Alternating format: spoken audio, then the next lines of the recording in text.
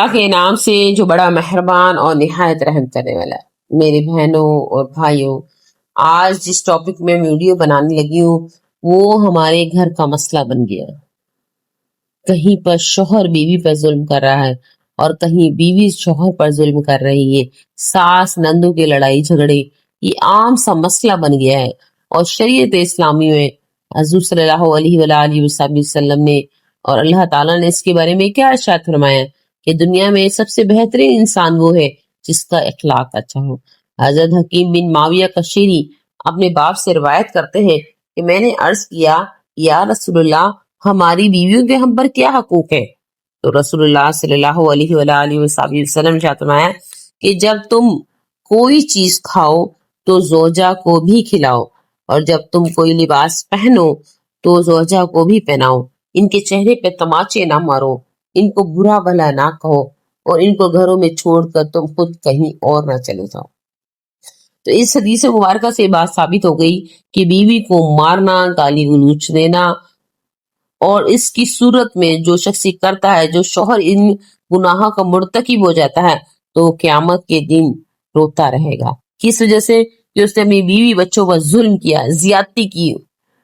اس وجہ سے قیامت کے دن وہ شخص، وہ شوہر ظلم کرنے کی وجہ سے قیامت کے دن روتا رہے گا۔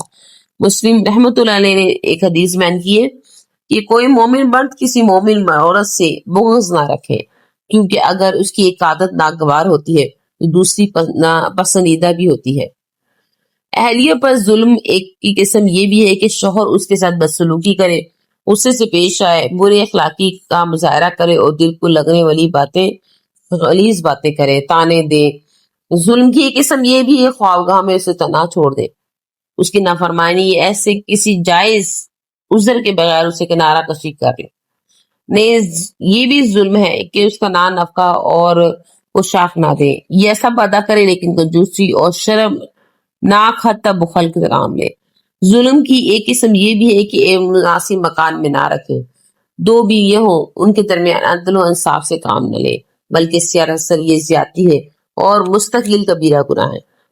اس کی دلیل و روایت کو ترمذی اور حاکم نے نقل کیا، اور شرط کے مطابق اس کی تصحیح کی ہے کہ ابو ہریرہ رضی اللہ تعالیٰ عنہ سے منقول ہے کہ رسول اکرم صلی اللہ علیہ وآلہ وسلم نے ارشاد فرمایا، جس کی دو بیویاں ہوں اور ان کے درمیان انصاف نہ کرے تو قیامت کے دن وہ اس حال میں آئے گا کہ اس کا مونڈھا جھکا ہوا ہوگا۔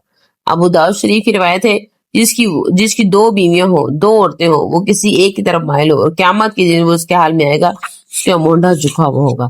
نسائی رحمۃ اللہ علیہ کے الفاظ یہ ہیں کہ جس کی دو بیویاں ہوں اور وہ ایک ہی کی طرف بنسبت دوسری کی طرف مائل ہوتا ہو تو قیامت کے دن وہ اس حال میں ہوگا کہ اس کا مونڈھا جھکا ہوا ہوگا۔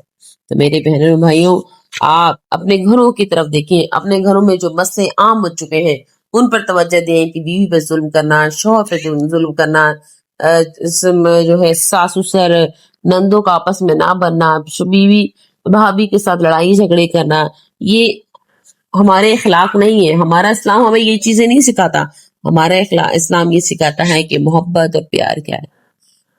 حضور اکرم صلی اللہ علیہ وآلہ وسلم کی حدیث مبارکہ بھی ہے، دنیا میں سب سے بہترین انسان وہ ہے جس کا اخلاق اچھا۔ تو میرے بہنوں بھائیوں، اپنی زندگی کو بدلیں، اسلامی تعلیمات کے مطابق گزاریں، پھر دیکھیں کہ آپ کی زندگی میں کتنی چینجنگ رہے گی۔